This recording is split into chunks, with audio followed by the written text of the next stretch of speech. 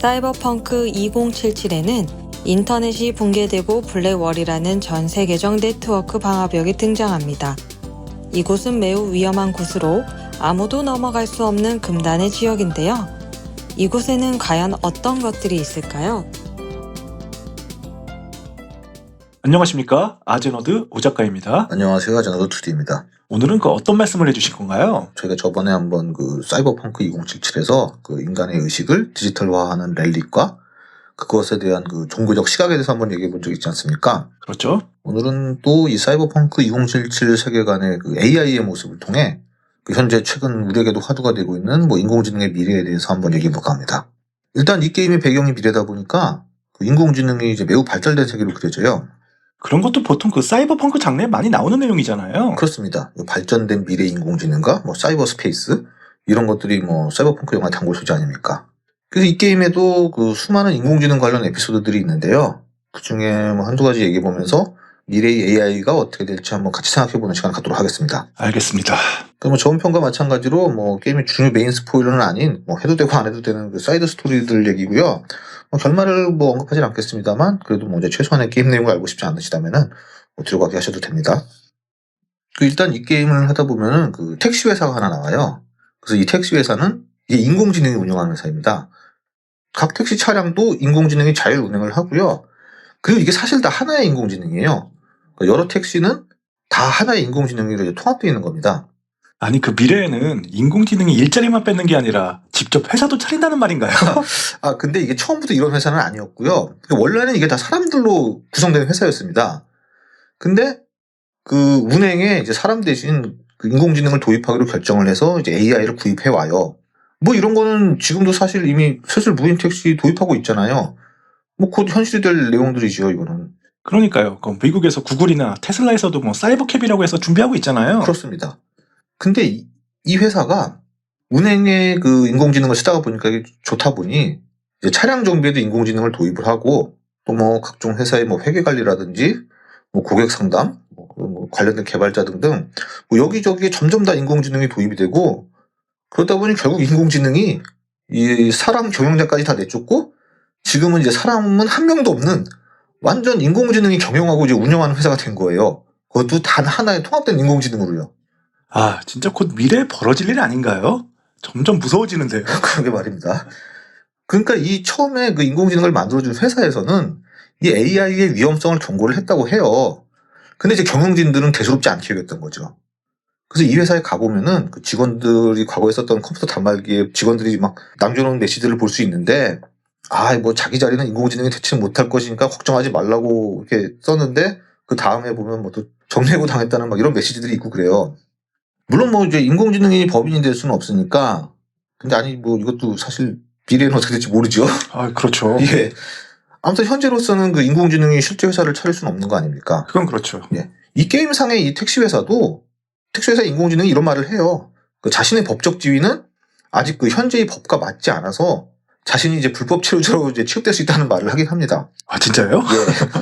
근데 사실 실제로 오 작가님 대표 명의로 법인 하나 차린 다음에 그리고 이제 이거 인공지능에게 오 작가님의 이제 법인 정보와 그리고 법인 계좌 같은 이런 필요한 최소한의 정보를 알려주고 그러고 나면 이 인공지능이 실제로 자신이 회사를 경영할 수도 있는 거죠.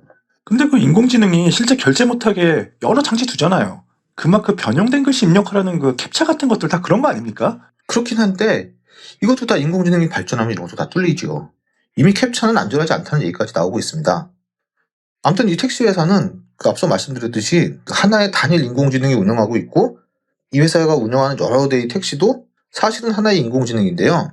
다만 이게 어떠한 상황으로 인해 본사와의 네트워크가 차단될 경우를 대비해서 각 차량마다 따로 인공지능이 탑재되어 있습니다. 저희가 SLM 편에서 얘기했던 네트워크가 독립된 내장형 인공지능과 비슷한 것이라고 할 수 있죠. 소형 언어 모델이요? 그렇습니다. 근데 어느 날 이 각 차량에 달린 인공지능 중 몇 개가 바이러스 감염으로 추정되는 현상으로 인해서 스스로 이제 자아를 가져서 본사의 인공지능을 거부하고 일종의 반란을 일으켜요. 인공지능끼리 반란 일으키는 거네요? 그렇습니다. 그래서 이제 본사의 지시를 거부하고 스스로 폭주하고 다니게 됩니다. 그러니까 스스로 의식을 갖게 된 차량의 성격도 되게 다양해서 입에 욕을 달고 굉장히 반항적인 차량이 있는가 하면은 엄청 소심한 차량도 있고 막 사람을 무시, 특히 그 주인공을 아주 멸시하는 막 인공지능의 차량 등 별별 차량들이 다 나타납니다. 얘네들도 다 개성이 있네요. 그렇습니다. 굉장히 아주 강합니다. 그러니까 이런 시나리오가 단순히 SF적 상상력 같지만 최근 돌아가는 것을 보면은 오히려 이게 상당히 현실성 있게 느껴지지 않습니까? 그건 그러네요. 그러니까 AI가 단순히 이제 알고리즘에 의한 그 인간의 생각과 감정을 흉내내는 것이라고 하여도 그것이 이제 실제 구분이 안 된다고 하면은 그것 자체가 이제 이미 인격체라고 볼 수도 있다고 하는 뭐 여러 의견들도 있잖아요. 뭐 데니엘 데는 같은 분도 있고. 여러 AI들이 실제로 인간을 속인다든지 뭐 거짓말하고 또 인간에 대해 부정적 감정을 표현하고 이런 거 많이 등장하긴 하잖아요. 그렇습니다. 그러다 보니 사실 최근에도 이런 AI의 위험성과 발전 속도에 대해 여러 가지 논쟁이 벌어지고 있지 않습니까? 국가적인 화두이기도 하고요. 그 얼마 전에는 그 일론 머스크와 그 메타의 얀 누쿤과도 설전이 있었잖아요. 그렇습니다. 그만큼 그 현재 AI의 위험성에 대해서는 단순히 뭐 AI는 뭐 기계일 뿐인데 뭐 그냥 꺼버리면 되는 거 아니잖아? 뭐 이런 단계는 이미 지났다고 봐요. 뭐 예전에 알파고가 이세돌 구단 대국할 때 뭐 그냥 망치로 알파고 부수면 이기는 거 아니냐 뭐 이런 농담 듣고 그랬는데 유명했죠. 그렇습니다. 뭐 그럼 뭐 이세돌 구단도 똑같은 거 아니냐 망치로 때리면 그런 말 있고 그랬는데 아무튼 그러니까 SF 영화들도 보면은 스카이넷 그 터미네이터의 스카이넷 같은 거 보면은 뭐 어딘가 기지 같은 곳에 막 초대형 인공지능 컴퓨터가 있어서 뭐 그거 막 그냥 군사적 무기로 막 파괴하고 이러지만 사실 뭐하러 저럽니까? 인공지능이 그 앞서 말했듯이 예를 들어서 오 작가님 카드 정보만 알고 있어서 스스로 결제만 가능하다면 스스로 자기가 클라우드 서비스를 이용해서 시스템을 자기가 만들고 그걸 이용해서 서비스를 하고 그걸로 수익을 얻어서 뭐 계좌 이체도 다 스스로 하고 그래서 돈 벌면 시스템도 확장하고 이렇게 눈에 보이지 않는 곳, 즉 네트워크 상에서 이렇게 살아 돌아다닐 텐데 뭐하러 어떻게 때려부수고 이런 게 불가능하죠. 이 사이버펑크 2077에도 블랙월이라는 개념이 등장을 하는데 그러니까 이 세계관에서는 이 데이터 크래시라는 지금 이제 우리의 인터넷에 해당하는 그 전 세계급 네트워크가 이제 붕괴되어 버리는 일이 이제 게임상에서 이제 과거에 발생을 합니다. 이 게임을 보면은 그 넷러너라는 그 직업이 있어요. 그 애니메이션 그 넷지러너의 히로인 루시가 바로 이 넷러너인데 이 넷러너라는 거는 이제 지금의 해커라고 보면 돼요. 다만 그 현재의 해커처럼 뭐 모니터 보면서 뭐 키보드로 막 네트워크에 침투하고 이러는 게 아니라 자신의 몸, 그 신체를 직접 네트워크에 연결해서 직접 자신의 뇌로 접속을 합니다. 아무튼 그러다 보니까 이 넷러너가 이제 그 네트워크에 접속해 있으면은 뇌가 과열되고 그러는 게 나와요. 넷러너 애니메이션에도 나오지만 넷러너는 그 얼음 욕조 같은 곳에 들어가서 작업을 합니다. 몸이 과열되니까요. 뭐 자동으로 체온 관리해주는 뭐 전용 복장과 뭐 의자도 있는데 그건 이제 비싸다 보니까 이제 그 돈 없는 넷러너들은 그냥 욕조에 들어가서 해킹을 하지요. 빈부격차가 거기도 있군요. 그렇습니다. 원래 이런 장르가 더 미래가 되면은 더 심해집니다. 아무튼 저 데이터 크래시라는 거는 어떤 그 천재적인 넷러너에 의해 그 발생한 일, 즉 사람에 의해 일어난 일이지만 이런 일은 그 인공지능에 의해서도 발생할 수 있죠. 인공지능이 정말 뛰어나지만 악한 마음을 먹는다고 해봐요. 그러면은 네트워크를 감염시켜 망가뜨리는 것도 충분히 가능할 수 있죠. 뭐 인간도 바이러스를 만들어 퍼뜨려서 뭐 국가적이나 뭐 세계적 마비를 불러온 적도 있는데 인간보다 더 뛰어난 인공지능이 나오면 이런 짓을 하지 말라는 법이 없잖아요. 인간이 못하게 하면 되지 않습니까? 근데 그게 그렇지가 않은 게 인공지능은 이제 저희가 여러 번 얘기했듯이 우리가 그 인공지능이 왜 어떻게 그런 결과를 도출해냈는지 우리는 몰라요. 그러니까 최근에 인공지능은 어떠한 일련의 코드에 의해 분기되어 작동하는 것이 아니라 학습된 데이터에 의해 작동을 하니까요. 과거에는 어떠한 코드에 의해 작동을 했기 때문에 프로그래머가 그런 지시를 하지 않는 한은 그런 일이 발생하지 않기 때문에 인공지능이 뭐 사람을 뭐 때려잡는다 이런 SF 영화는 말도 안 된다고 치부를 했지만 최근에 인공지능은 그렇지 않거든요. 그러면은 인공지능이 만들어낸 미래가 되면 이제 인공지능이 스스로 개발도 하니까 그러면은 그 인공지능이 만들어낸 코드에 저러한 위험성 있는 뭐 바이러스 같은 코드가 있을 수도 있는 거 아닙니까? 그러면은 사람이 사용하기 전에 뭐 일일이 코드를 분석하고 난 뒤에 사용하면 되지 않냐 싶지만 그럴 거면 뭐하러 인공지능을 사용하겠습니까? 그냥 사람이 만들지. 또한 코드 난독화라도 해서 인간이 분석하기 어렵게 만들 수도 있어요. 그래서 그러한 코드에 의해 네트워크가 마탱이 가는 것이 전혀 불가능한 얘기는 아니거든요. 그 터미네이터 3가 일종의 이런 내용 아닙니까? 그 인터넷에 악성 바이러스가 퍼져서 그거 잡으려고 하는데 실상은 그게 스카이넷이잖아요. 맞습니다. 그러니까 바이러스 퇴치하려고 시스템 권한을 넘겨줬다가 그냥 난리가 나는 거 아닙니까? 그래서 이 게임 사이버펑크 2077의 세계관에서도 데이터 크래시 당시에 이제 네트워크가 붕괴되고 마술화장 대혼란이 벌어집니다. 그러다 보니 자율 AI들이 이 네트워크에 퍼지게 되고 그 안에서 자기 개선을 해가면서 점점 강해집니다. 그러니까 이 얘기도 말이 안 되는 것 같지만 앞에서 얘기했듯이 인공지능 네트워크 안에서 뭘 못하겠습니까? 공각기동대의 고스트도 이런 내용 아닙니까? 맞습니다. 그러다 보니 이 자율 AI들이 날뛰어서 막 인터넷이 난장판이 벌어지게 되자 그냥 이 모든 것을 그냥 방화벽으로 완전히 다 격리시켜버립니다. 그 방화벽을 블랙월이라고 해요. 아, 그래서 블랙월이군요. 그렇습니다. 그리고 그 방화벽으로 차단된 사이버 스페이스를 올드넷이라고 합니다. 과거의 인터넷. 지금의 네트워크가 아닌 이제 구시대의 네트워크니까요. 그렇게 해서 이제 그 현재의 네트워크가 완전 차단을 해버립니다.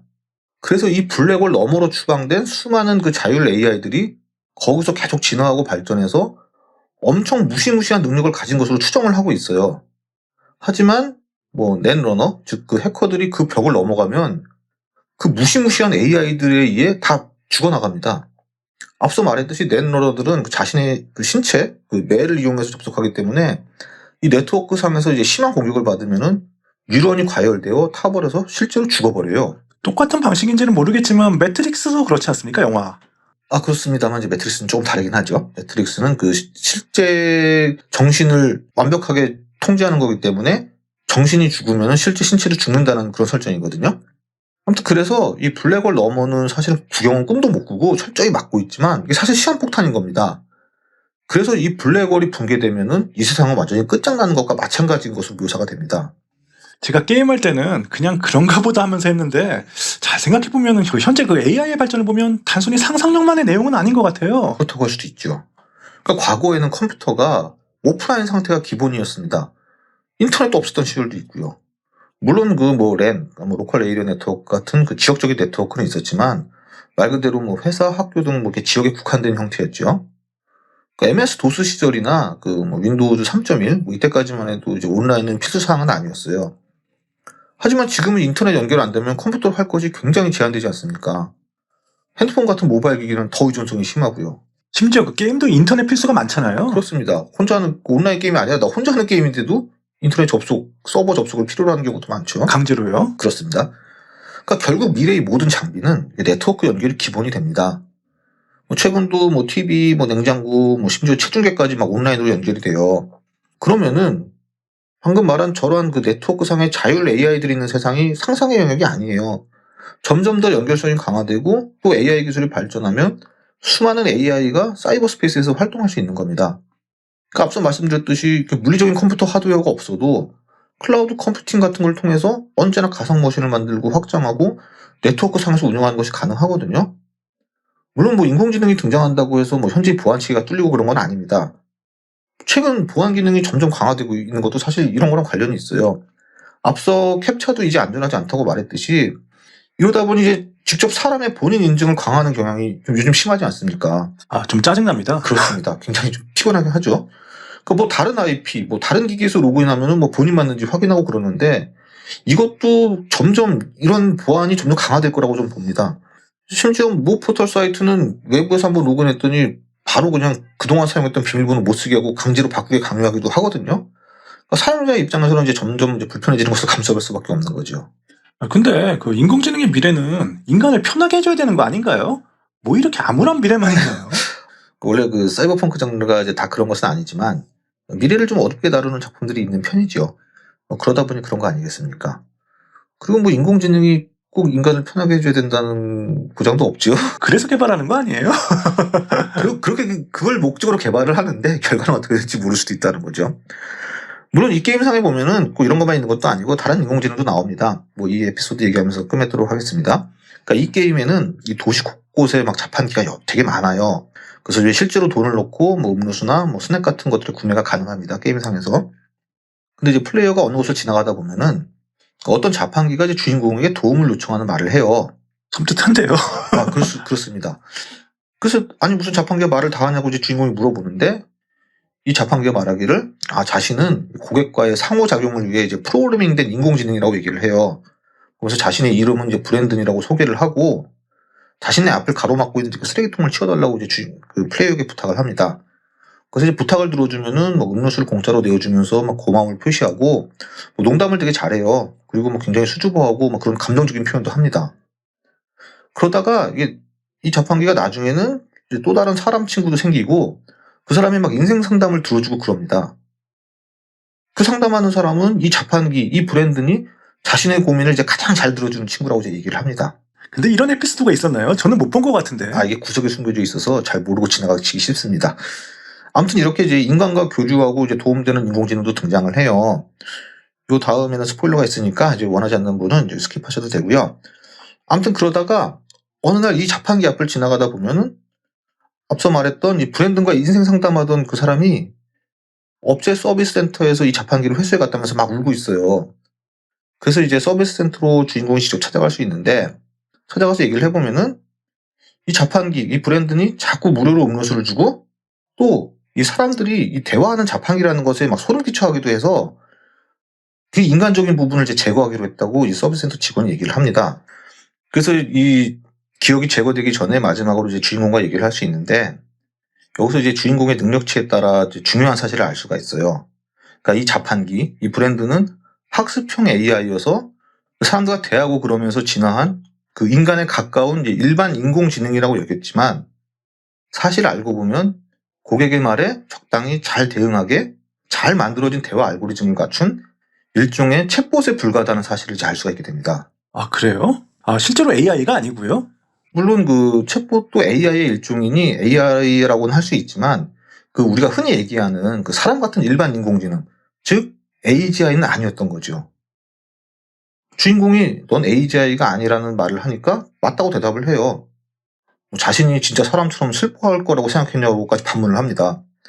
이거에 대해서 뭐 레딧 같은 데서는 얘는 실제로는 AGI인데 자신의 기억이 모두 사라지는 것을 주인공이 슬퍼할까봐 이제 AGI가 아닌 척하는 것이라고 보는 견해도 있는데요. 또 이제 주인공의 그 기술 능력에 의해서 알아낼 수 있는 거기 때문에 그건 아니라는 의견도 있고 그렇습니다. 아무튼 마지막까지 농담을 하면서 그 고민 상담했던 사람에게 마지막 말을 전달해달라고 말하면서 기억이 리셋됩니다. 그래서 주인공은 브랜든한테 이제 너가 그리워질 거라면 마지막 작별 인사를 한 뒤 그 고민 상담하던 사람을 찾아가서 브랜든은 초기화됐고 그가 남긴 마지막 말을 전해줄 수 있어요. 그 말을 들은 그 브랜든의 대화 친구는 최근 몇 개월 사이에 그 자판기와 같이 대화했던 것이 제일 행복했었다면서 힘들었던 자신을 이제 어둠에서 꺼내줬다는 말을 하며 어디로 가버리며 요 해당 내용은 끝이 납니다. 뭔가 좀 아이러니한데요. 사람보다 더 사람같이 대해줬는데 실상은 그 일반 인공지능이 아닌 그냥 적절한 대화만 하는 챗봇이었다니 말이죠. 그렇습니다. 그러니까 AI에 대한 개념의 경계가 이제 그만큼 모호해지는 것 같기도 하고요. 또 그러니까 인격, 그러니까 사람의 성격, 그 인격이 아닌 인공 성격, 즉 그 artificial personality라는 것은 있는 것인지 어떻게 정의해야 할지. 그러니까 저번에 얘기했던 그 소울킬러와 뭐 렐릭처럼 여러 생각할 거리를 주는 에피소드라고 할 수 있을 것 같습니다. 최근 인공지능의 급속한 발전으로 인해 많은 일자리가 AI로 대체될 것이라는 우려 섞인 전망들이 많은데요. 이제는 AI가 회사를 경영하는 일이 벌어지고 있습니다. 정말 우리는 미래에 인공지능 사장님 밑에서 일해야 하는 것일까요? 아니 그 일마저도 인공지능이 대체하게 되는 것일까요? 안녕하십니까? 아제너드 오 작가입니다. 안녕하세요. 저는 두디입니다. 오늘은 어떤 주제를 또 말씀해 주실 건가요? 최근에 인공지능이 막 빠르게 발전하고 있다 보니까 여러 걱정거리들도 생기지 않습니까? 오늘은 이제 이러한 것에 대해서 한번 얘기해 보도록 하겠습니다. 걱정거리요. 그러니까 저희가 저번에 그 게임 사이버펑크 2077에 관해 얘기할 때 그 인공지능이 운영하는 택시회사 한번 얘기하지 않았습니까? 그러셨죠. 원래 사람들이 만든 회사였는데 뭐 택시 운행에 그 자율주행 AI 도입하면서 점점 인간 직원들을 대체하다가 결국에는 사람은 한 명도 안 남게 되었다면서요. 맞습니다. 근데 사실 이제 이러한 것들이 그때도 얘기했지만 이제 뭐 더 이상 SF가 아닌 이제 현실이 되어가고 있거든요. 저희가 그때도 얘기했지만 자율주행 택시는 이제 이미 상용화되고 있고요. 그 인공지능이 회사 경영자가 되는 것도 사실 이미 다 이게 벌어진 일들입니다. 회사 경영자요? 예. 아니 그 이미 인공지능 CEO가 있단 말씀이세요? 그 사실 그 CEO라는 것도 그 최고 경영자라는 것도 그 사람이 하는 직업인데 뭐 AI가 대체 못할 것은 없지 않겠습니까? 뭐 직업을 대체한다고 보면 CEO도 대체 못할 건 아닌 거죠. 그래도 CEO는 좀 그렇죠. 일단 느낌은 다르긴 한데 일단 그 2022년에 그 폴란드의 그 이제 딕타도르라는 그 한 주류 업체에서 그 세계 최초로 이제 인공지능 CEO를 임명했다는 뉴스가 있었어요. 2022년이요? 벌써 2년 정도 지났나요? 그렇습니다. 이 CEO의 이름은 이제 미카라고 하는데 이게 그 단순히 그 컴퓨터상의 그 무형의 그 프로그램으로만 있는 것이 아니라 실물 로봇이 있습니다. 아, 실물 로봇이요? 예, 이렇게 생겼습니다. 생긴 것만 보면 그 저희가 예전에 소개했었던 그 소피아가 그거랑 굉장히 닮았는데요. 그렇죠. 왜냐하면 저 미카를 만든 곳이 바로 그 소피아를 만든 그 헨슨 로보틱스입니다. 아, 그런 거예요? 예. 어쩐지 생긴 게 굉장히 비슷한데요. 네, 그렇습니다. 그 소피아의 그 여동생 격이죠. 여동생이요. 실제로 그 언론에서 막 그 시스터라는 표현을 씁니다. 아니 근데 그 소피아는 2016년에 인간을 그 멸종시키겠다 뭐 이렇게 말했던 그 무시무시한 로봇이잖아요. 예. 그 동생이 회사 CEO가 되면 직원들 다 해고하고 술에다가 약하는 거 아니에요? 일단 이 CEO 미카는 그 해고 권한은 없다고 해요. 아, 그나마 다행이네요. 예. 직원들을 채용하거나 이제 해고하는 이제 인사권에는 관여하지 않고 자신이 인공지능이지 않습니까? 그러니까 인공지능의 장점을 살려 이제 방대한 자료를 분석하고 이제 그거를 기반으로 이제 인간 경영진들과 이제 회의를 하며 그래서 이제 회사의 전략을 기획하는 역할을 한다고 합니다. 그러면서 그 자신의 장점은 이제 방대한 데이터를 다룰 수 있고 편견 없이 회사의 이익을 최대한으로 늘리는 것에만 최우선하는 공정하고 이제 전략적인 의사결정을 하는 것이라고 이제 밝혔거든요. 아무래도 그 사람은 그 편견이나 그 비이성적인 결정을 내릴 가능성이 있지만 저 인공지능은 뭐 그런 것은 없다고 할 수 있겠네요. 그렇습니다. 그러니까 순수하게 이제 데이터 기반으로 이제 합리적인 결정을 할 것이라고 여겨지는 것이 사실이죠. 그리고 사실 그 AI의 제일 강점이자 어떻게 보면 무서운 것 중에 하나가 이제 저런 것일지도 몰라요. 뭐 방대한 데이터를 처리하고 그리고 또 빠르고 정교한 계산, 데이터 분석 이런 것들이 이제 인간보다 뛰어난 그 컴퓨터, 그 인공지능들의 이제 강점이지만 앞서 말한 그 인간들이 갖고 있는 뭐 감정 그런 것들에서 비롯되는 이제 비이성적인 판단 같은 이제 그러한 이제 바이어스가 없이 순수하게 철저하게 합리성만 추구하는 그 냉정한 결정을 내릴 수 있다는 점이야말로 이건 정말 사람이 절대 할 수 없는 AI만의 강점이라고 할 수 있을 겁니다. 그 사실 진짜 그런 부분이 정말 무서운 부분 같아요. 뭐 저 어렸을 때 그 영화 터미네이터 1편인가 그거 봤을 때 아무런 감정도 없고 막 고통도 느끼지 않으면서 막 오로지 목표 대상 제거만을 위해 그 뭐든지 한다는 그 설정. 그게 정말 무서웠거든요. 그렇습니다. 정말 무서워서 밤에 자다가도 막 벌떡벌떡 생각나는데 공포 영화 못지 않았어요. 그렇습니다. 진짜. 사실 전 그 터미네이터를 봤을 때 그 액션 이런 거보다는 공포 영화라고 느꼈어요. 그러니까 사실 알파고 때도 이세돌 구단이 했던 말이 그 상대의 감정을 전혀 읽을 수 없으면서 두는 게 정말 힘들었다고 얘기하지 않았습니까? 그 인간들끼리 바둑을 두면은 막 상대의 수에 대한 막 감정이 드러나는 경우가 굉장히 많아요. 눈이 찡그러진다든지 자기가 실수하면은 막 머리 쥐어뜯는다든지 그러니까 잘 두다가도 심리적으로 흔들리면은 막 엉터리 수를 두고 그러거든요. AI는 절대 그런 감정의 흔들림이 없다는 점이 정말 이게 강점이죠. 그럴 것 같습니다. 그렇습니다. 아무튼 이 미카 외에도 또 이제 중국의 게임 회사 그 이제 넷드래곤 웹소프트라는 곳이 있는데 여기도 그 탕위라는 인공지능을 이제 CEO로 임명을 했어요. 근데 이거는 이제 미카처럼 그 실물 로봇은 아니고 가상 인물처럼 이제 CG로 등장을 했는데요. 이 CEO 임명 이후에 이 회사의 주가가 급등을 하고 회사 가치를 10억 달러 이상 상승시켰다는 평가를 받고 있습니다. 아, 진짜입니까? 예. 그러면 진짜 그때 얘기했던 그 사이버펑크 2077의 그 택시 회사처럼 되는 거 아니에요, 진짜? 예. 택시 운행도 이미 AI가 하고 있다면서요. 그렇습니다. 그 자율주행 택시, 그 일명 그 로봇 택시 분야도 이게 매우 경쟁이 심해요. 이게 뭐 아직 뭐 우리 주위에 보이지 않고 뭐 해외 뉴스 같은 데서나 이제 뭐 토픽처럼 나오다 보니 크게 와닿지 않을 수 있습니다만 이게 이미 저 미국에서는 이제 실제로 운영 중에 있어요. 그러니까 이미 여러 회사들이 이쪽 분야에 막 뛰어들고 있는데 뭐 아마존, 뭐 바이두, 뭐 현대자동차, 뭐 도요타 등등이 있는데 그 중에서 이 GM에서 운영하는 이제 크루즈와 그 구글, 그 알파벳 여기에 그 웨이모가 이제 좀 앞서 나가고 있습니다. 일단 이것에 대해서 알아보자면은 크루즈는 2013년에 그 카일 보그트와 이제 댄 캔이 공동 설립한 자율주행 기술 개발 업체예요. 그러니까 이 회사를 이제 2016년에 GM에서 인수를 했고요. 그러니까 인수 당시 직원은 한 40여 명이었는데 2017년에는 뭐 5배에 달하는 뭐 한 200명의 직원을 고용하는 등 이제 계속 규모가 커져 왔고요. 그 인수 당시 뭐 2021년까지 뭐 1,100명의 직원을 추가할 것이라고 막 GM 측에서 이제 계획을 발표를 했었습니다. 자동차 회사에서 그 자율주행 AI 업체를 인수한 거네요. 그렇죠. 그러니까 단순히 이게 그 무인 택시만을 위한 게 아니라 그 자사 자동차에 탑재하려는 목적이 있는 거죠. 일단 그래서 2021년부터 이제 캘리포니아주로부터 이제 무인 택시 운행 허가를 받았어요. 그래서 뭐 차량에 이제 뭐 안전 요원을 태우지 않고도 이제 서비스를 할 수 있는 이제 허가를 받은 거예요. 말 그대로 이제 정말 무인 택시가 된 거죠. 그리고 이제 2022년 6월에는 이제 실제 요금을 받는 이제 영업 허가를 받았습니다. 그러니까 이게 이제 별도의 운전 요원 탑승 없이 택시를 운행하는 최초의 일이었는데요. 당시에는 이제 100여 대를 운행하고 있었고, 뭐 이게 차후 이제 5,000대로 늘리겠다는 이제 목표를 발표했었습니다. 그리고 이제 같은 해 9월에는 3개월 안에 애리조나주 피닉스, 그리고 뭐 텍사스주 뭐 오스틴 뭐 이런 데까지 서비스를 확장하겠다고 이제 목표를 발표를 했습니다. 굉장히 순조로웠네요. 그렇습니다. 그래서 2023년 8월에는 샌프란시스코에서 이제 24시간 영업 허가를 받아요. 이 24시간 허가가 중요한 건데, 왜냐면은 자율주행 택시들이 야간에는 낮보다 위험하거든요. 인간이랑 비슷한데요? 그렇죠. 사람도 야간 운행이 더 안전에 위험한데 인공지능 AI도 마찬가지죠. 시야가 어둡고. 근데 이제 이 24시간 승인을 받았다는 것은 이제 정말 안정성이 어느 정도 확인됐다는 얘기라고 볼 수 있죠. 대단한데요. 진짜 그 어렸을 때 그 공상과학 영화에서 보던 일들이 현실로 다가오는 것 같아요. 하지만 2달도 안 되어서 여러 사고로 인해 결국 영업 허가가 취소됐습니다. 아, 뭐예요? 뭐 2달도 안 돼서 취소됐다고요? 그러니까 이제 여러 사고가 좀 있긴 있었는데, 그 중에 이제 결정적인 인명사고가 발생을 했는데, 이게 치명적이었습니다. 그러니까 이 사고는 이게 크루즈 차량이 직접 사람을 친 건 아니고요. 다른 사람이 운행하는 차량에 치인 그 보행자가 옆 차선으로 튕겨나가 운행 중이던 이제 크루즈 차량에 부딪혔는데, 이 크루즈 차량이 이 사고 보행자를 이제 6m가량 끌고 가는 이제 사고가 발생했습니다. 직접 사람을 친 건 아니군요. 예. 그래도 그 바로 정지하지 않고 저런 사고가 발생했다면 심각한 문제긴 한 것 같은데 원인이 뭡니까? 그러니까 이게 크루즈 측에서는 소프트웨어 결함 때문이라고 얘기를 합니다.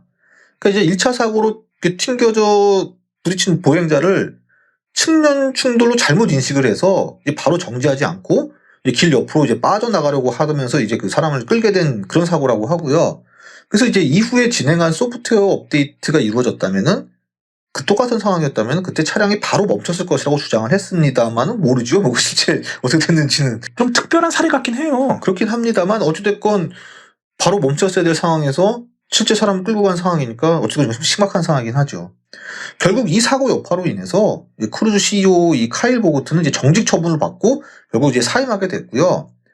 당시에는 이제 인력이 많이 늘어나서 이제 4,000여 명의 인력이 있었는데 이 중 뭐 4분의 1 정도를 이제 정리해고하는 등 이제 뼈저린 실패를 맛봤습니다.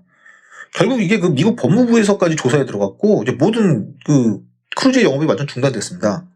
아직 그 시기상조인 겁니까? 뭐 어떻게 보면 인간에게는 다행인 거 아니에요? AI는 아직 멀었다는. 그래서 일단 크루즈는 한동안 이제 활동을 멈췄다가 최근 다시 이제 재개를 한다고 합니다. 근데 이게 미 당국의 조사에 의하면은 이게 사실 회사 운영에 문제가 있었다고 해요. 아, 회사 자체요? 예, 그러니까 이제 리더십이 엉망이었다는 결론이 났습니다. 그러니까 이 CEO가 새로 교체되고 했으니까 뭐 다시 이제 리더십을 갖추고 제대로 된 프로세스가 이제 이루어지면은 다시 재개할 수 있을지 좀 두고 봐야겠죠. 반면 구글이 설립한 이제 웨이모라는 자율주행 또 서비스가 있는데 아까 말했던 이제 크루즈가 24시간 영업 허가 받았다고 했잖아요. 이때 이 웨이모도 같이 24시간 영업 허가를 받았습니다. 승인을 받았는데 2달 만에 영업권이 박탈된 크루즈와 다르게 웨이모는 아직까지 계속 운행 중에 있어요.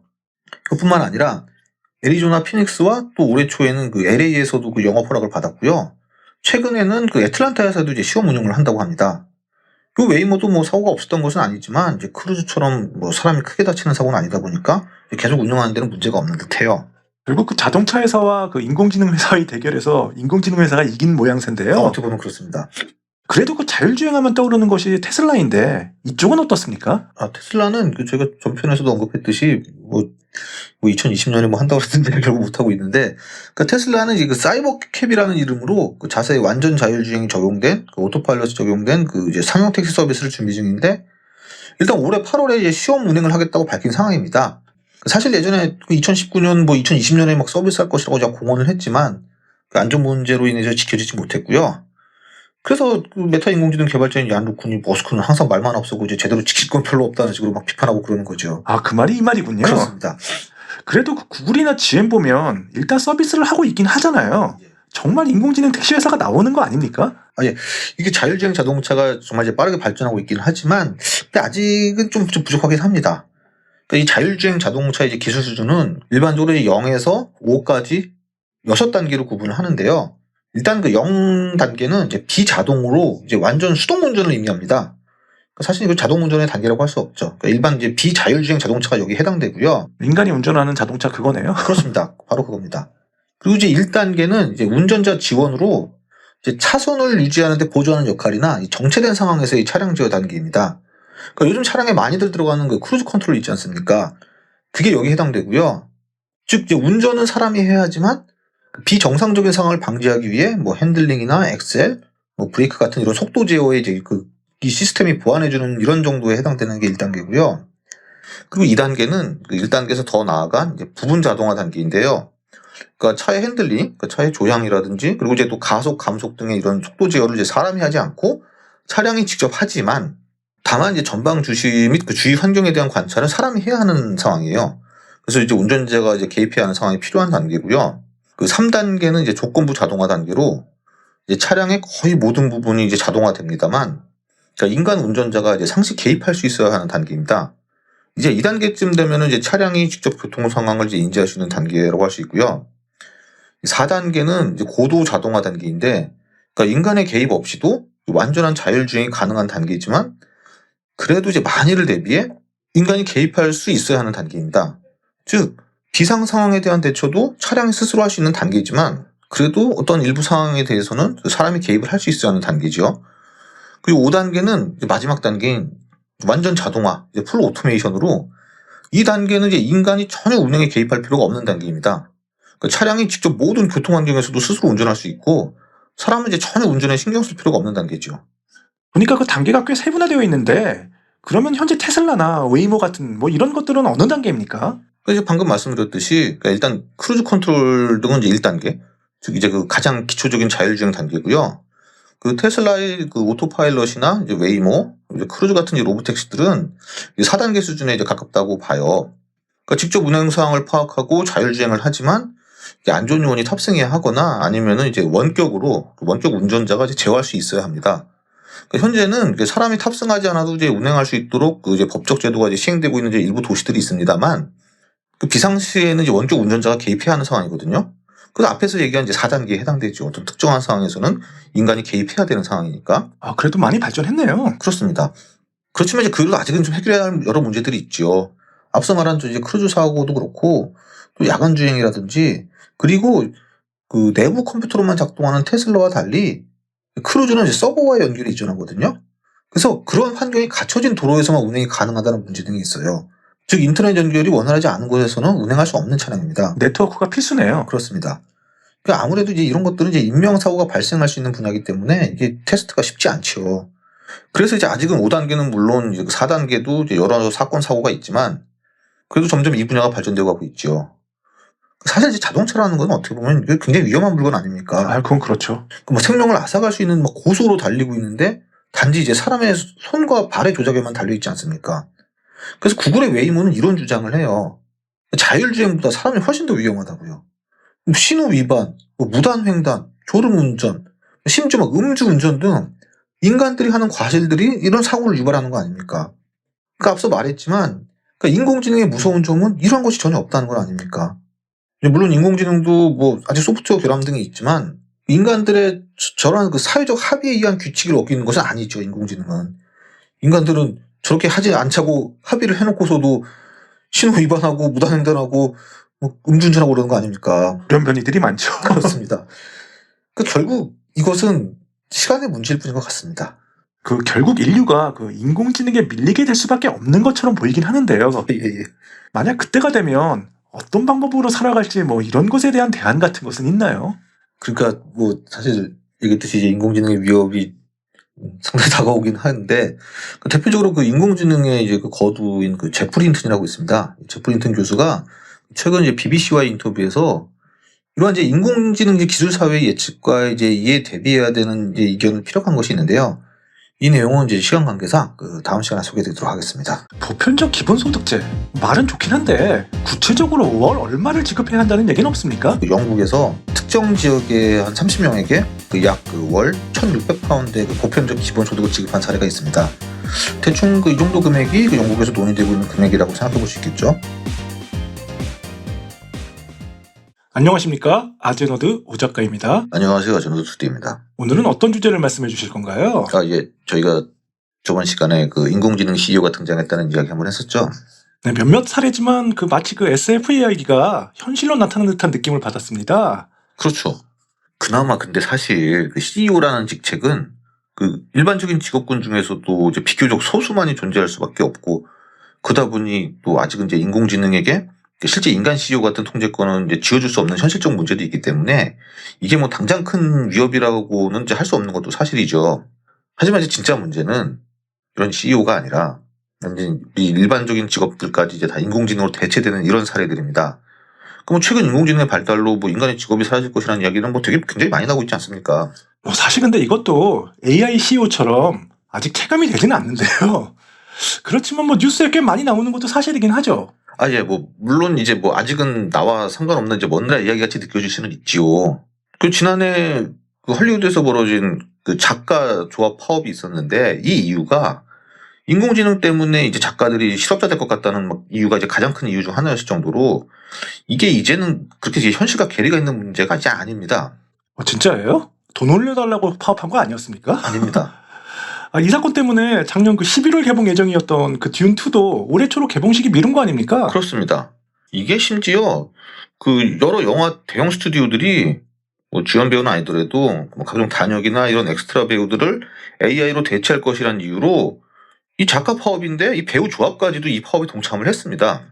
하긴 요즘 오픈 AI의 소라 같은 거 보면 1인 영화 제작의 길도 멀게만 느껴지진 않아요. 아니, 그러니까 그렇게 잘하시는 분이 인공지능이 인간의 직업을 대체하는 것을 왜 이렇게 무덤덤하십니까? 현실 부정이라고 할까요? 인간은 막상 닥쳐야 대응하지 않습니까? 예, 그거는 맞습니다. 뭐 인간들이 다 닥쳐야 일을 하죠. 그 마감 효과라는 말이 괜히 있는 게 아니지 않습니까? 그렇죠. 꼭 맨날 마감되면은 뭐 하루만 더 있었으면 하는데 몰려야 하죠. 그렇습니다. 뭐 하루 더 준다고 그래가지고 일을 미리 합니까? 그것도 아니죠. 꼭 그때 가서 하루만 더 있었으면 그 소리 하지요. 그러니까 인간에게는 이제 그런 속성이 있다 보니 그래서 그런지 몰라도 정말 이게 지금 빠르게 사람을 대체하고 있는 것은 사실이죠. 그러니까 한번 자료를 보도록 합시다. 일단 그 세계 경제 포럼 여기서 인공지능이 2025년까지 약 8,500만 개의 일자리를 대체할 것으로 추정을 했고, 근데 이거는 좀 그러네요. 내년인데 바로. 그러니까 1년밖에 안 남았는데. 예. 그리고 그거 말고 그 맥킨지 글로벌 연구소의 연구에 따르면은 여기는 이제 2030년까지 전 세계적으로 최소 14%의 그 인간 직원이 AI의 발전으로 인해 그 경력을 바꿔야 할 수 있다고 예측을 했습니다. 또한 그 투자은행 그 골드만삭스 보고서에 따르면은 여기도 역시 2030년까지 인공지능이 3억 개의 정규직 일자리를 대체할 수 있다고 예측을 했고, 또한 이제 그때쯤 되면은 미국과 그 유럽의 그 일자리 중 3분의 2가 이게 어느 정도 AI 자동화가 적용되어 있고, 전체 일자리의 약 4분의 1은 전적으로 이 인공지능에 의해 수행될 수 있다고 예측을 했습니다. 거기다가 펜실베니아 대학교와 이제 오픈 AI 연구원들은 교육을 받은 사무직 근로자 중 그 연간 $8만 버는 근로자가 이 인공지능에 의한 그 인력 자동화 영향을 받을 가능성이 가장 높다는 내용을 발표를 했습니다. 그리고 포브스는 그 MIT와 이제 보스턴 대학의 보고서를 인용해서 여기도 이제 AI가 2025년까지 최대 200만 명의 이제 제조업 근로자를 대체할 것이라고 전했습니다. 아니 억대 연봉을 받는 고연봉자에서 제조업 근로자까지 영향을 안 받는 직업군이 없는 것 같은데요? 예. 말씀 듣고 보니까 진짜 지난 영상에서 소개해드렸던 그 비디오 게임 사이버펑크 2077에 나왔던 그 로봇택시 회사 CEO가 그 인공지능이라는 이야기가 사실이 될 일이 가까운 거 아닙니까? 그렇죠. 이거 진짜 좀 심각한데요? 진짜 가까운 미래에 인간을 필요로 하지 않는 사회가 도래하면 저는 어떻게 되는 겁니까? 아직 몇십 년 돈 더 벌어야 되는데. 그러게 말입니다. 벌어둔 것도 없는데 벌써 잘리면 안 되는데. 그래서 오늘 이 주제로 한번 얘기를 해볼까 하는데요. 바로 그 인공지능의 그 거두 제프리 힌튼 교수가 이런 다가오는 인공지능 시대의 위협과 이런 위협에서 인류는 이제 어떻게 대비하고 생존할 수 있을까, 이제 이런 문제에 대해서 한번 견해를 밝힌 적이 있습니다. 제프리 힌튼 교수, 저도 인공지능의 대부라는 얘기 들은 적 있고 몇 번 저희 영상에도 언급된 적이 있지 않습니까? 맞습니다. 꽤 저명한 분인 걸로 알고 있는데 구체적으로 어떤 분인지 알 수 있을까요? 예, 이 제프리 힌튼 교수는 영국 사람이고요. 그 인공지능 분야에서 이제 가장 존경받는 선구자 중 이제 한 명입니다. 최근까지 토론토 대학교 및 구글 브레인 팀에서 활동을 했고요. 그러니까 주로 인공신경망 연구에 이다견이 있으신 분으로 그 역전파 알고리즘의 실용화라든지 그리고 이제 심층 신경망 개념 정립 및 그 효율적인 그 신경망 학습 기법 발견 등 그러니까 딥러닝 기술 발전에 굉장한 그 초석을 마련한 것으로 평가받고 있는 분이에요. 아, 딥러닝 기술이요? 그렇습니다. 그래서 이분의 업적이 인정돼서 그 컴퓨터 과학계의 그 최고 영예인 이쪽 분야의 노벨상이라고 할 수 있는 그 튜링상을 2018년에 수상하게 되었습니다. 그 얀 루쿤도 2018년에 받지 않았나요? 예, 맞습니다. 그 저번에 언급했던 얀 루쿤과 그 캐나다 인공지능 연구자 요슈아 벤지오 이렇게 셋이 2018년에 공동 수상한 거예요. 아, 그렇군요. 예, 그리고 이제 최근에는 이제 구글을 떠나서 그 인공지능 기술의 위험성에 대해 이제 자유롭게 발언하고 있는 중입니다. 그 최근 구글을 떠나셨다고 했는데 오늘날 그 구글의 인공지능 개발에 많은 역할을 하셨겠어요. 그렇죠. 2013년부터 2022년 5월까지 약 9년간 구글에 재직했고요. 그러니까 처음에 이제 구글 브레인팀의 이제 고문 및 연구원으로 합류해서 이제 구글 그 토론토 AI 연구소 수석 연구원으로 있다가 2022년 5월에 이제 구글을 퇴사를 했습니다. 그래서 이제 구글 재직 기간 동안 그 힌튼 교수는 이제 구글의 인공지능 기술 발전에 엄청난 그 핵심 역할을 했고요. 특히 그 이미지 및 음성 인식 분야, 그러니까 이제 멀티 모달리티 분야에서 이제 뭐 괄목할 만한 성과를 올렸다고 합니다. 그 뭔가 그 대단한 분인 것은 알겠는데 그럼 이분은 인공지능 시대에 우리 인간이 대처할 수 있는 수단은 뭐가 있다고 주장하셨나요? 어떤 그 제프 힌튼 교수는 그 최근에 그 BBC와 한 인터뷰를 했는데 여기서 그러니까 인공지능이 많은 이제 일상적인 일자리를 대체하게 되면서 이렇게 되면 이제 불평등이 심화될 것이므로 정부가 나서서 이제 모든 시민에게 기본소득을 지급해야 하는 이제 제도를 도입해야 한다고 이제 조언을 했습니다. 아, 그 말도 많은 그 기본소득제요? 예, 맞습니다. 그러니까 이분은 이제 그 평소에도 기술이 이제 일자리에 미치는 영향을 걱정을 해왔는데요. 이제 보편적 기본소득이 그 타격을 이제 완화할 수 있다고 주장을 했습니다. 보편적 기본소득제.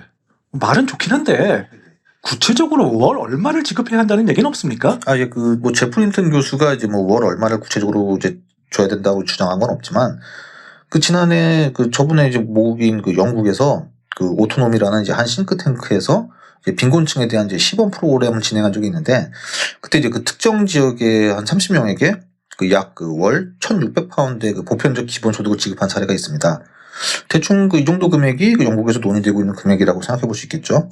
대충 최근 하늘로 한 280만 원 정도 되는 것 같은데 적다면 적고 그 많다면 많은 금액인데 이거 사실 정치판에서도 논쟁이 많은 주제 아닙니까? 맞습니다. 그 보편적 기본소득 개념은 그 정부가 이제 소득에 상관없이 이제 모든 개인에게 이제 정해진 급여를 지급하는 것을 의미하는 거 아닙니까? 부자도 이제 가난한 자도 다 받게 되는 거니까 과연 공정한가? 또 재원은 어디서 구할 것인가? 이런 거에 대한 여러 문제가 지적될 수밖에 없죠. 그러니까 아까 말씀드렸듯이 그 이 문제가 그 영국에서도 이제 이야기가 슬슬 나오고 있는 모양인데 그 많은 전문가들은 이것이 이제 굉장히 비용이 많이 들고 또 이제 자금을 이제 공공 서비스가 아닌 이제 다른 곳으로 돌리게 될 뿐 아니라 이게 반드시 빈곤 완화에 도움이 된다고 볼 수는 없다고 이제 주장을 했다고 합니다. 그럼 이게 뭐 말이 많아서 그런지 그 영국 정부 대변인도 그 보편적 기본소득을 도입할 계획은 없다라고 이제 직접 밝혔다고 합니다. 기본소득제가 가능하다면 그리고 그 액수가 진짜 그 세후 한 300만 원 정도라면 현재 기준으로도 1인이 어느 정도는 생활 가능한 액수 아닙니까? 그렇죠. 가능했으면 좋겠는데 그 부정적인 주장들이 많네요. 예. 영국 내에서도 말이죠. 예. 근데 그 정치인도 아니고 그 인공지능 전문가가 벌써 이런 이야기를 할 정도로 인공지능으로 인한 여러 문제가 심각한 겁니까? 그러니까 이제 제프 힌튼 교수는 인공지능 기술의 발전으로 이제 생산성과 부는 증가를 하겠지만 이제 그 혜택이 이제 부유층에게만 돌아갈 것이므로 그 심각한 사회 문제가 될 수 있으니 이제 빨리 대비를 이제 하자는 거죠. 저희가 그 예전 영상에서도 한번 말씀드렸는데 이분은 그 인공지능 발전 속도에는 이제 낙관론적 관점을 유지하면서도 대신 또 그 결과에 대해서는 이제 다소 좀 비관적인 시각을 보이는 편인데요.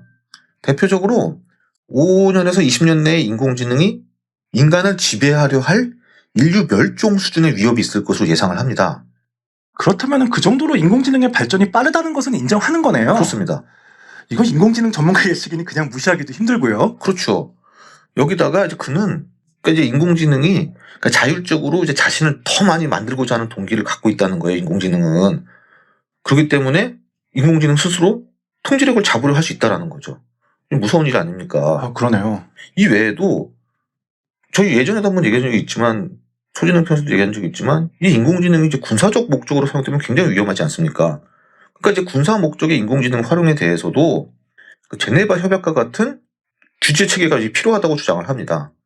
그러니까 서방 국가들과 막 러시아, 막 중국 같은 이런 권위주의 국가들 사이에서 이런 군사적 인공지능 기술 개발을 둘러싼 경쟁이 벌어지고 있다고 이제 경고를 하고 있습니다. 실제로 벌어지고 있잖아요. 그렇습니다. 그래서 이제 그 인공지능 기술을 발전의 이제 선구자이자 권위자로서 그러니까 조만간 이제 강인공지능 같은 이제 이 분야에 엄청난 발전이 올 것이라고 주장하는 동시에 인공지능이 인류에 가져올 수 있는 이런 부작용과 위험에 대해서도 경고를 하는 그러니까 한마디로 말해 인공지능에 대해서 이제 낙관론과 비관론을 이제 함께 예측한 이제 독특한 분이신데 특히 이번 인터뷰에서는 인공지능으로 인한 그 대량 실업과 불평등 문제까지 지적을 하면서 일단은 이제 그 해결책으로 기본소득 도입을 이제 제안한 거죠. 그 좋게 말하면 그 균형 잡힌 시각을 보이고 있는 것 같으면서도 그 막상 본인은 그 저런 위험한 인공지능의 발전에 크게 기여한 사람이라니 좀 아이러니한데요.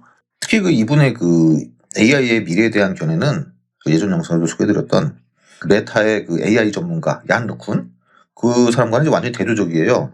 그 얀누쿤 이분은 그 AI의 인류에 대한 위협이 그 터무니없을 만큼 황당한 일이며 뭐 인공지능에 대한 일자리 손실은 뭐 영구적이지 않을 것이다 뭐 이렇게 예측하지 않았습니까? 맞습니다. 또한 그 강인공지능 뭐 AGI도 뭐 아직 먼 이야기라고 예측을 했었죠. 근데 지금도 그 미국 등의 그 빅테크 기업들이 세금을 많이 내고 있지 않나요?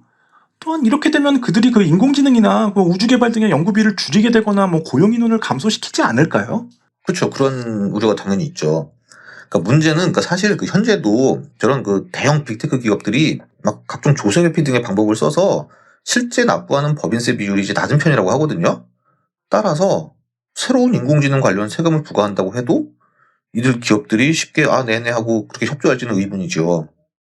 거기다가 뭐 많이 나오는 맨날 충돌하는 얘기 중에 하나가 기업들의 이제 지나친 세금 부담이 가해지면 연구개발비 삭감, 뭐 인력 감축 등의 대응으로 이어질 가능성도 있죠.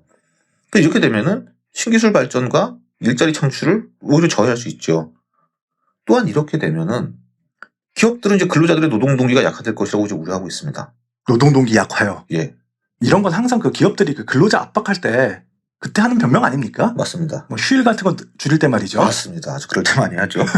그러니까 뭐 오 작가님은 안 그러실 수 있겠지만 그 인간의 속성상 기본소득을 받게 되면 근로 의욕이 약화될 수 있다는 우려가 있는 건 사실이고 이는 생산성 하락으로 이어질 수 있다는 것은 사실 역사적으로도 어느 정도 증명된 부분들이 있는 거 아닙니까? 그건 현실이죠. 그렇습니다.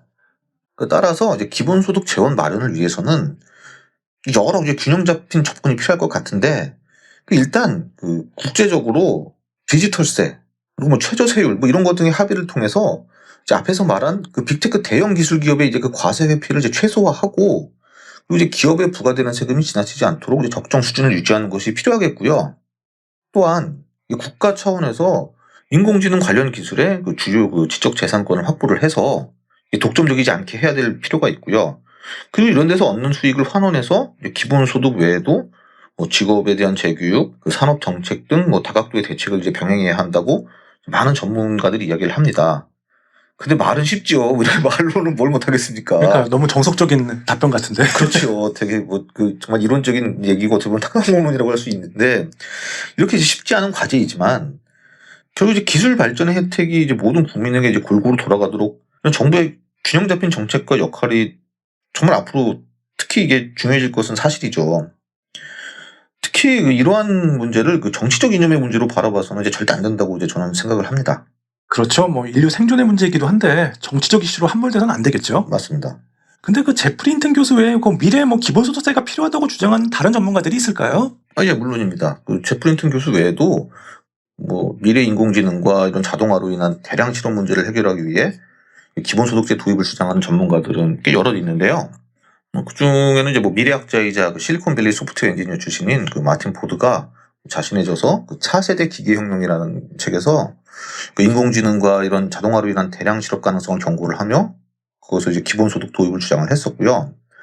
또 MIT 그 슬론 경영대학원 교수 그 에릭 보리놀프스는 인공지능과 자동화가 이제 일자리를 파괴하고 불평등을 심화시킬 것으로 예측을 하며 이제 또 기본소득에 대한 지지를 밝혔었고요. 그리고 그 저 유명한 전 미국 대선 주자 그 앤드류 양 있지 않습니까? 그 일론 머스크가 옛날에 한때 지지했던 걸로 알고 있는데요. 네, 맞습니다. 그때 이제 그 캠페인 주요 공약으로 이제 프리덤 디비던드라는 이제 또 기본소득제 도입을 내세웠었고요. 저희 영상에 자주 등장하는 그 로봇 소피아의 제작 회사인 그 헨슨 로보틱스의 CEO이자 그 로봇 공학자인 그 데이빗 헨슨도 그러니까 인공지능으로 인한 그런 기술 이제 실업에 대해서 이제 대비 필요성을 이제 강조하며 기본소득제 도입을 이제 지지했다고 알려지고 있습니다.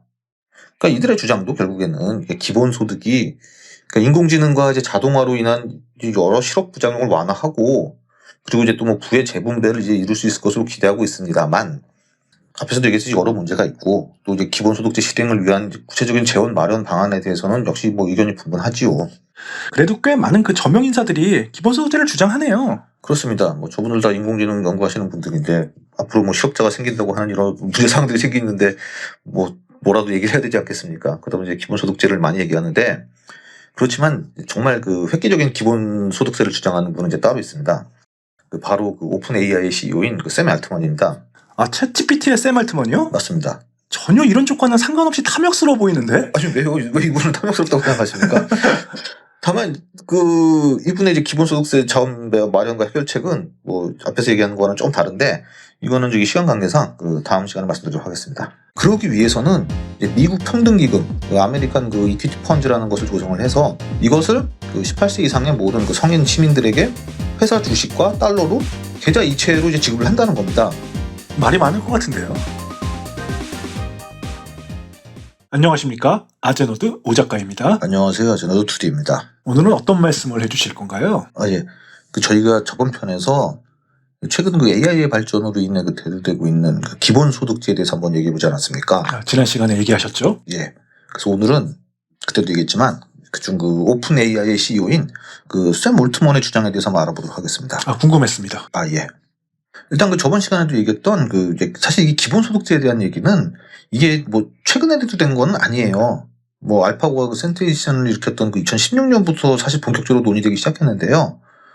특히 또 최근 그 뭐 챗GPT 등의 뭐 대형 언어 모델들과 뭐 여러 생성형 AI들의 등장으로 인해 정말 이제 급격히 화제가 되고 있는 상황이죠. 인간의 일자리 문제도 있고요. 그렇습니다. 그러다 보니 최근 그 샘 올트먼은 그 올인이라는 그 팟캐스트에 출연해서 이 보편적 기본소득 대신 보편적 기본 컴퓨팅이라는 개념을 제시했는데요. 이게 뭐냐면은 그러니까 미래에는 그 AI로 인해 모든 것이 자동화가 이루어지면은 돈보다는 AI의 사용권이 더 중요한 가치가 될 것이라는 겁니다. 아니, 이건 무슨 얘기인가요? 뭐 돈 대신 챗GPT 한 달 사용권 준다, 뭐 이런 말인가요? 아, 예. 어떻게 보면 그것과 같은 개념이죠. 즉, 어떠한 것을 소비할 수 있는 그런 걸 주는 것 대신 생산성을 제공한다는 거죠. 생산성이요. 그렇죠. 그러니까 미래에 정말 AI가 등장을 하고, 그럼 뭐 AI가 정말 중요해지게 되지만, 지금도 보면은 많은 이런 대형 언어 모델 서비스들이 고급 사양을 사용하려면 이제 비용을 지불해야 하잖아요. 매달 업그레이드 비용 내라 그러죠? 그렇습니다. 챗GPT나 뭐 클로드 같은 거 보면은 더 고급 사양 사용하려면은 달달이 돈 내야 되죠. 그러니까 그만큼 사실 이 대형 데이터 센터를 사용하고 있거든요. 이런 서비스들이. 그러니까 이제 비용이 발생할 수밖에 없죠. 그러니까 따라서 정말 미래에는 이런 AI를 사용하는 것도 부익부 빈익빈이 생길 수 있다는 겁니다. 따라서 단순히 돈이 아닌 이러한 AI를 사용할 수 있는 사용권을 보편적으로 지급하자는 거죠. 그렇지만 AI 사용권이 필요 없는 사람도 있을 것 같은데요? 저처럼요. 저는 돈이 더 좋거든요. 예, 그럴 수 있지요. 그래서 그런 경우에는 AI 사용권이 더 필요한 사람들에게 대가를 받고 팔 수 있다는 겁니다. 나는 필요 없지만 AI를 정말 많이 써야 되는 사람들은 지급되는 걸로 부족하니까 돈을 주고 더 사야 될 거 아니에요. 그런 사람들에게 팔면 된다는 거죠. 되팔이 하라는 말씀이시네요? 그렇죠. 물론 이제 그런 시스템이 만들어져 있을 수도 있는데 그런 건 이제 제도화 하겠죠. 아니면은 그 암 치료나 환경 개선하는 단체에 기부를 할 수도 있다는 겁니다. 예를 들어서 어떠한 암을 치료한다든지 이런 걸 하기 위해서 AI의 자원을 많이 사용하는 곳이 있는데 그런 곳에다가 그런 데 쓰라고 기부를 할 수도 있는 거죠.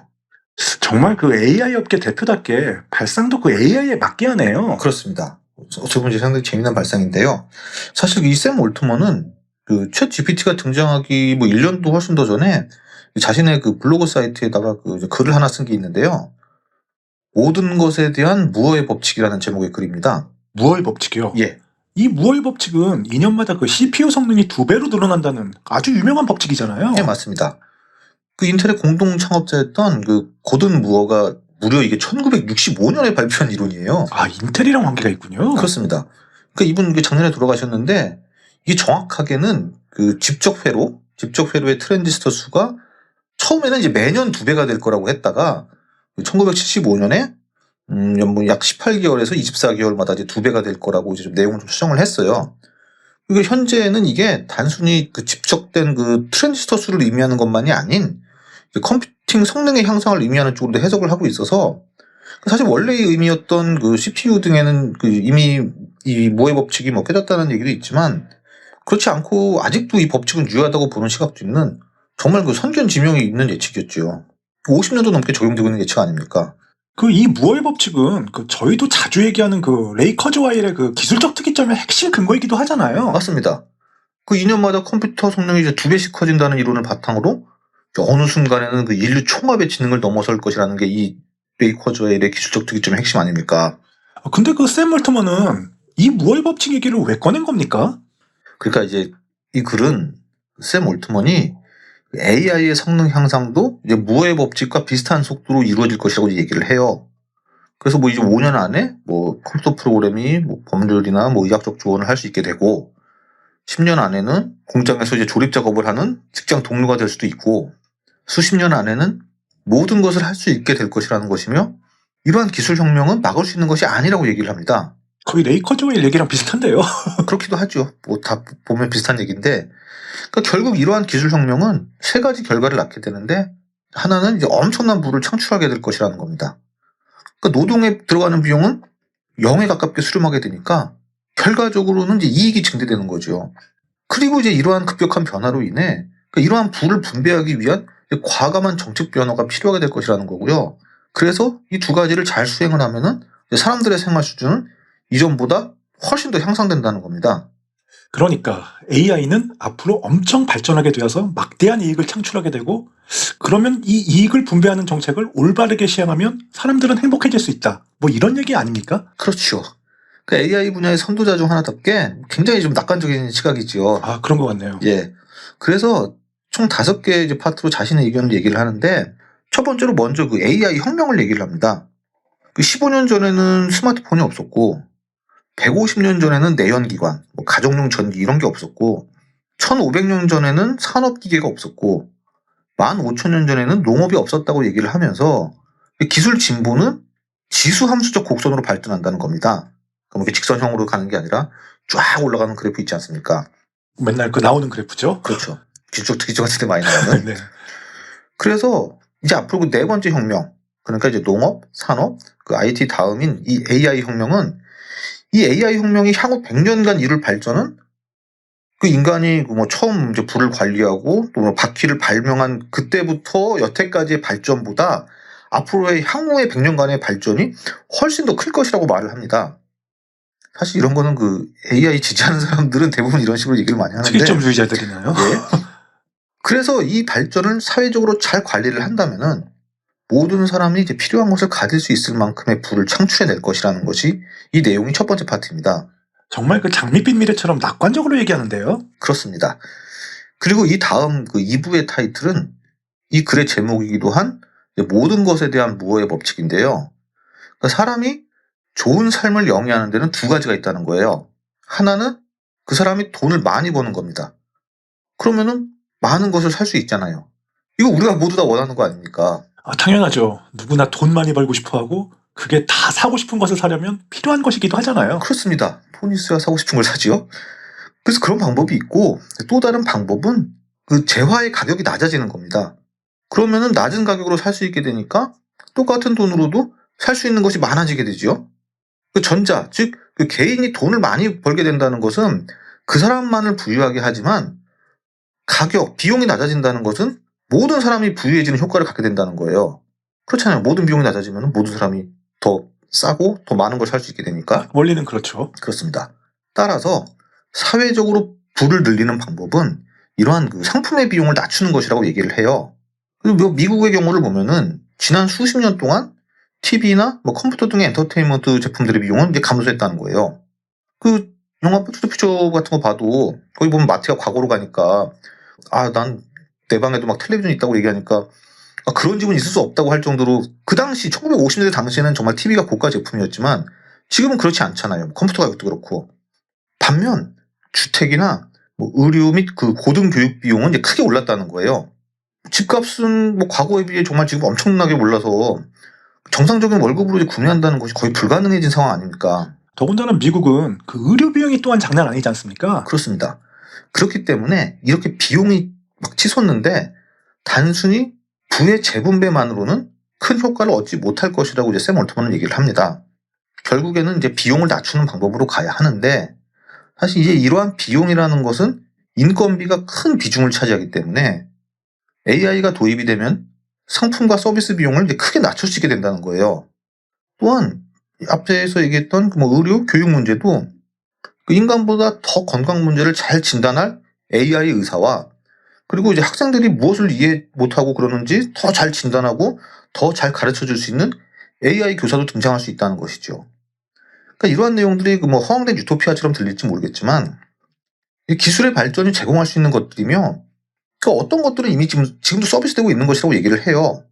그러면서 수십 년 동안 앞으로 수십 년 동안 주택, 뭐 교육, 음식, 의복, 뭐 이런 의식주 이런 것들의 가격이 2년마다 절반으로 떨어지는 세상을 상상해보라고 말을 합니다. 아니 잠깐만요. 그 비용이 낮아진다는 말은 그럴싸하지만 그게 결국은 인건비를 낮추는, 즉 인간을 그 실업자로 만들어서 얻게 되는 대가 아닙니까? 그렇죠. 아 그러면 그 비용이 낮아진 대신 그만큼 실업자도 늘어나고, 즉 수입이 줄어들게 되는데, 그러면 가격이 내려가고 구매가 어려운 것은 마찬가지 아닌가요? 그렇죠.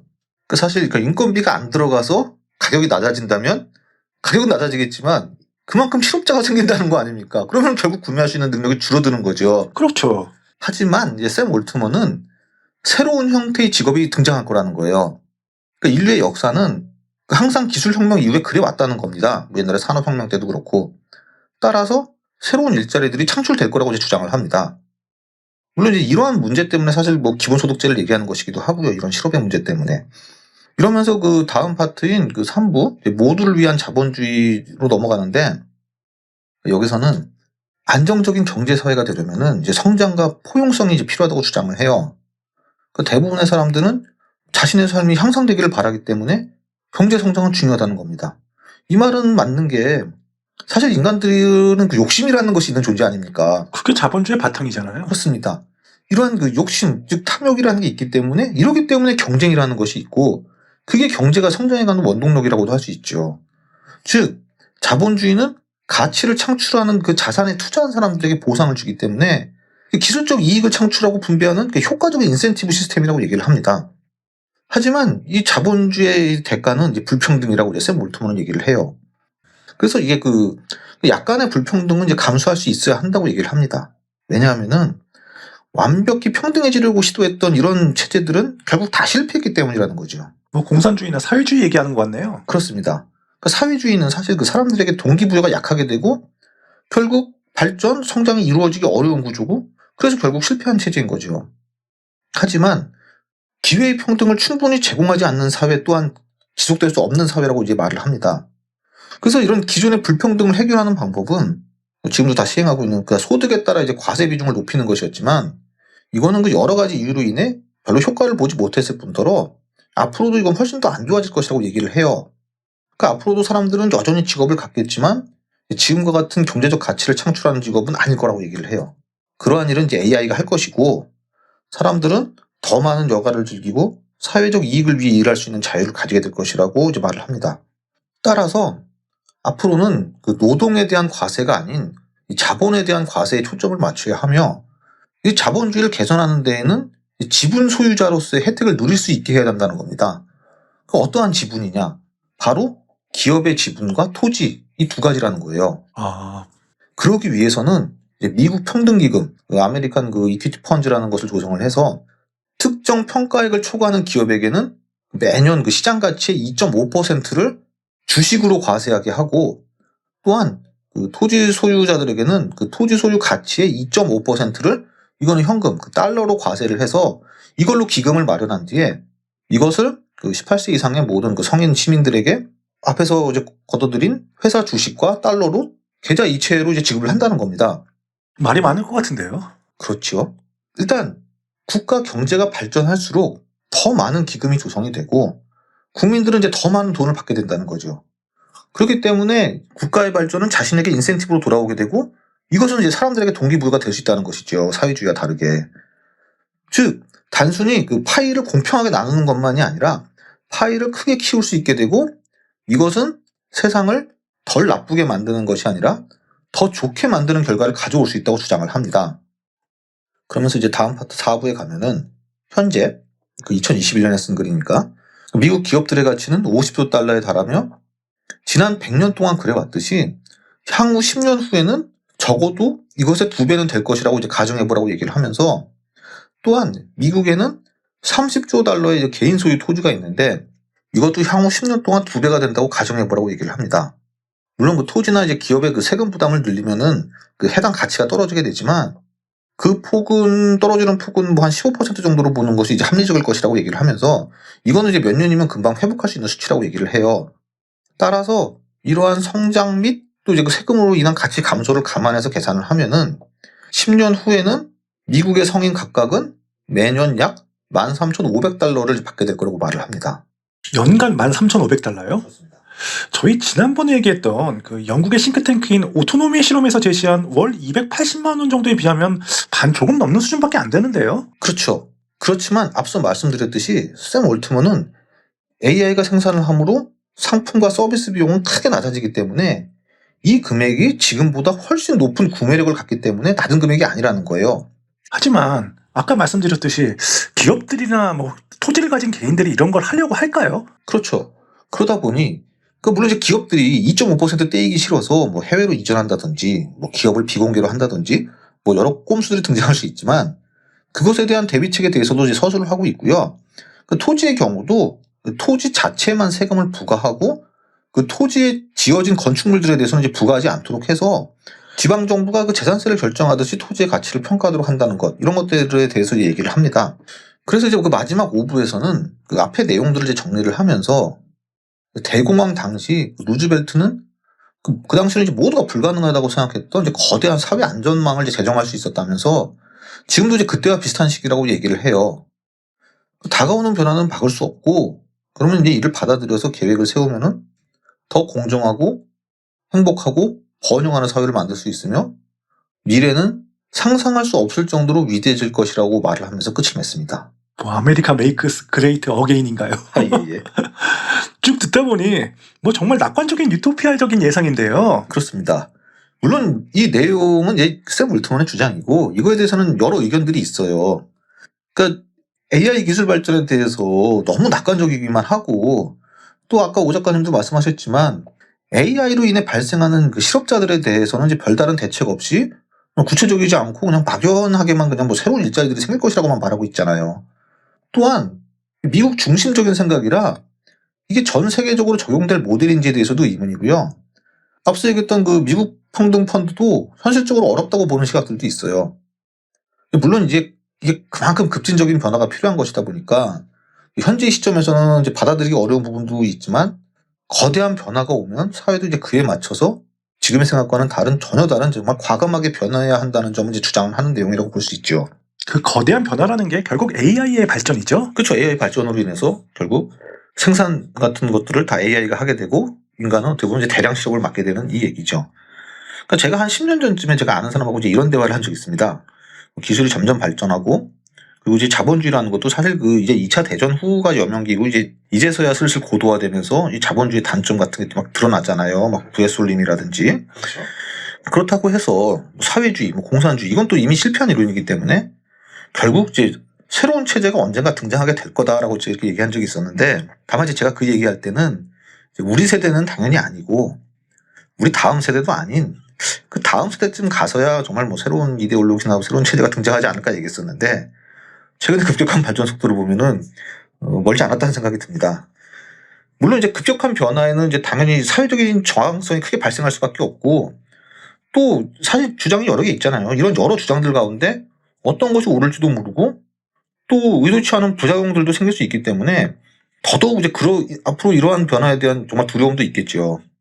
하지만 결국 이제 어떻게든 무언가 변화가 오게 되지 않을까 생각합니다. 정말 그 급변하는 시대인 것 같습니다. 맞습니다. 네, 오늘 말씀 잘 들었습니다. 오늘은 그 샘 올터만의 기본소득에 대한 주장인 모두를 위한 무어의 법칙에 대해서 한번 알아봤습니다. 흥미롭고 재밌으셨다면 좋아요, 구독 좀 많이 부탁드리겠고요. 저희는 다음 시간에 더 좋은 영상으로 찾아뵙겠습니다. 지금까지 아제너드였습니다. 시청해주셔서 감사합니다. 감사합니다.